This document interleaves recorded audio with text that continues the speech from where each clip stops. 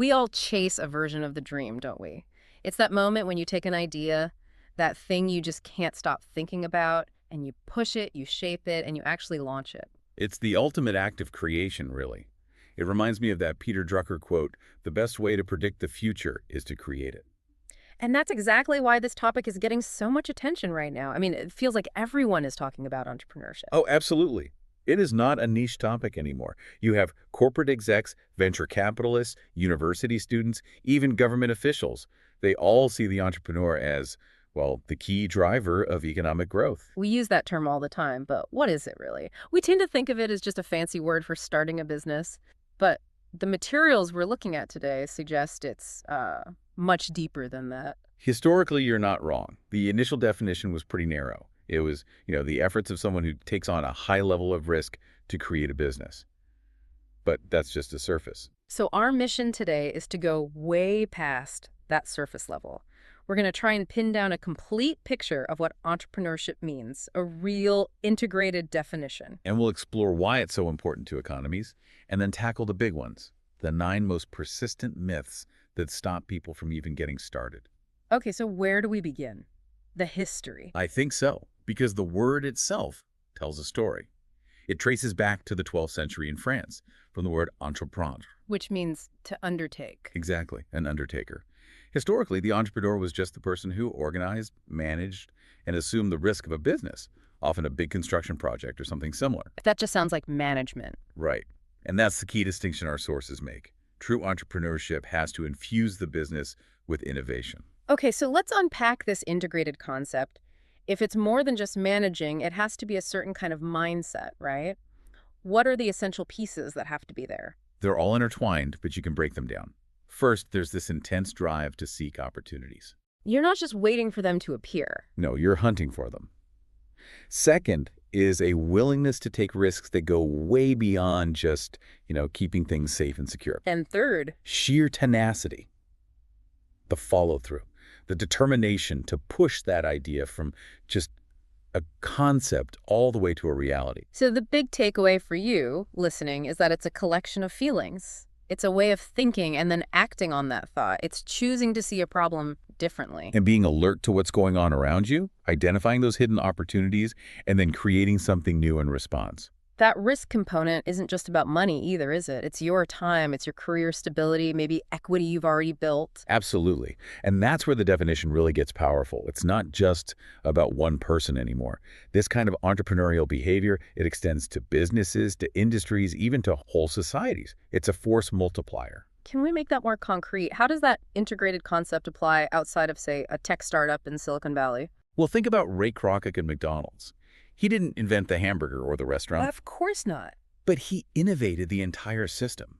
The supply chain, the consistency, the franchising model, that was a radical entrepreneurial concept. He thought differently about speed and scale, and he bet his future on it. That innovation, not the invention, is the integrated concept. That makes perfect sense. Okay, so if that's the mindset, let's talk about the environment. Why does entrepreneurship seem to thrive in some places more than others? Our sources point to developed countries, specifically the U.S. as a great example. Yeah, the U.S. is a great case study because you see all the right societal factors lining up. You need a national culture that doesn't just tolerate risk-taking, but actually supports it. And I think this is the crucial part, that culture has to have a remarkably low fear of failure. That has to be the Achilles heel in a lot of other places. If society punishes you for trying and failing, you'll never get anyone to try. Precisely. In a culture that sees mistakes as learning opportunities, people are just much more likely to take that moderate, calculated risk. Plus, the system has to support it. The U.S. has led in entrepreneurship education for a long time at both the undergraduate and graduate levels. And that creates a steady stream of people with the business, tech, and professional skills needed to actually spot and execute on these opportunities. It makes it a structured discipline, not just a wild gamble. So the benefits are twofold, right? There are the perks for the individual, but then there are these massive ripple effects for the nation. Exactly. And the national benefits are really what makes governments pay so much attention. Let's start with the individual, though. That's the story we all know. You get self-employment, independence, the freedom to run with your own ideas. And yes, the potential for a higher income is definitely a motivator. But connect that to the big picture.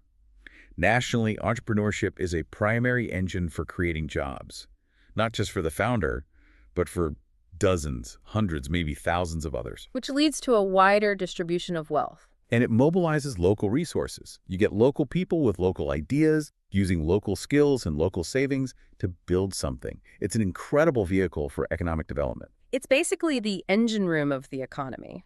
You get the direct impact on jobs and wealth, and then this huge indirect impact on innovation and R&D. Exactly. It's why an economy like the one of the U.S. is so vigorous. It's constantly being refreshed with new ideas and new ventures. All right, this is where it gets really interesting. Let's get to the aha moments.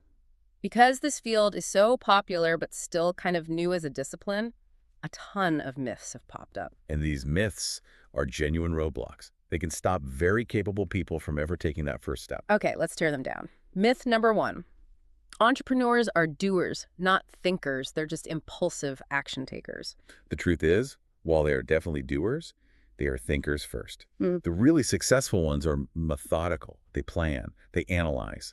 Entrepreneurship requires both the rigorous thought and the determined action. Myth two. This is the classic one. Entrepreneurs are born, not made. You either have the gene or you don't. That is just a complete misunderstanding, mostly because we only see the successful ones. The reality is, anyone has the potential. It's a function of your environment, your experiences, and most importantly, your personal choices. It's a discipline. You can actually study it. So you can learn it. That changes everything. Okay, myth three. Entrepreneurs are always inventors. If you didn't create the thing from scratch, you're not a real entrepreneur. That confuses invention with innovation. Look, some inventors are entrepreneurs, sure, but it's much broader. Let's go back to Ray Kroc. He innovated the business model, not the product. That's what made him a brilliant entrepreneur. Myth four. This one attacks their background. Entrepreneurs are academic and social misfits. You know, the college dropout stereotype? Those stories are fun, but they're the exception. Today, the entrepreneur is seen as a professional. It's a respected career path, not some act of rebellion. In fact, you often need strong professional networks to succeed. That's a huge departure from the myth. What about myth five? This one's about motivation. Entrepreneurs are motivated primarily by money. Money is a resource, a tool. It's vital. And yes, businesses fail from lack of it. But when you dig into those failures, money is usually the symptom, not the cause. The root cause is often poor management, bad planning, or just a lack of financial understanding.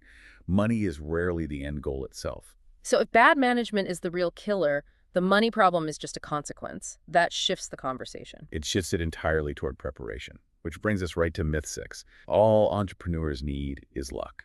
Just being in the right place at the right time. Well, luck is what happens when preparation meets opportunity. Prepared entrepreneurs who seize opportunities just look lucky. Their success is rooted in hard work, determination, knowledge, and innovation. And speaking of preparation, let's hit myth 7 again, the one about risk. Entrepreneurs are extreme risk takers, gamblers. This might be the most damaging myth of all. Extreme risk takers almost always fail. Successful entrepreneurs work with moderate or calculated risk. They don't gamble. They plan and prepare specifically to minimize risk to an acceptable level. It's the difference between buying a lottery ticket and investing in a market you've researched for months. Precisely. They control every variable they can. Okay, myth 8. This one feels very cultural, especially in tech. Entrepreneurs should be young and energetic. Well, the data shows that the 25 to 34 age range is very active. But investors will tell you the most important thing is the strength of the founder. And what makes a founder strong? Experience. Exactly. Experience, maturity, a solid reputation, a track record of success. Those things often favor older entrepreneurs. Energy is great, but credibility is priceless. That is a massive insight for anyone listening who thinks they've missed the boat. Which brings us to our final myth, number 9. Entrepreneurs seek success, but experience high failure rates. That fear of failure is just paralyzing. And our sources don't deny that failure happens. Many entrepreneurs fail a few times before they succeed. But here's the truth. With every single venture, you gain new insights. Failure isn't the end. It's a learning experience. It teaches you lessons you can't learn any other way, and that knowledge leads directly to future success. So what does this all mean for you listening?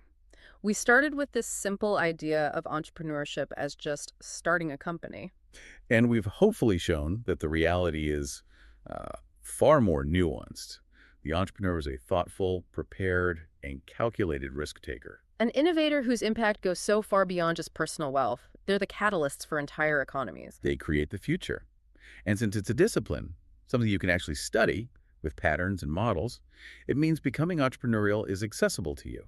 You now have the groundwork and a debunked list of myths to pursue your own opportunities. We spent a lot of time on that last myth about failure being a learning experience. So that brings up a final thought for you to take away from this deep dive. If setbacks are just part of the curriculum, what single major mistake, one you might have already made in a job, a project, anything, if you really analyzed it, what could it teach you that would be the most valuable lesson for whatever you decide to create next? Think about that one teaching moment.